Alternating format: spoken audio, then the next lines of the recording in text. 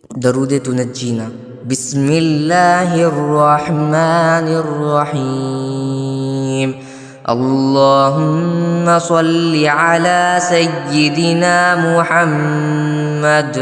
محمد وعلى آل سيدنا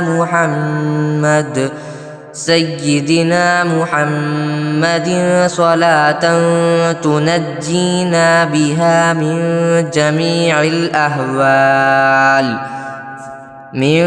جميع الأهوال والآفات، وتقضي لنا بها جميع الحاجات، وتطهرنا بها من جميع السيئات، وترفعنا بها عندك أعلى الدرجات، وتبلغنا بها أقصى الغايات من جميع الخيرات في الحياة وبعد الممات، إنك مجيب الدعوات ورافع الدرجات، ويا قاضي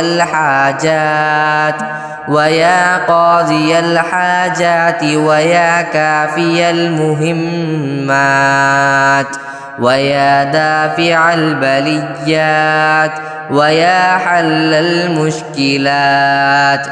أغثني أغثني أغثني يا إلهي، إنك على كل شيء قدير.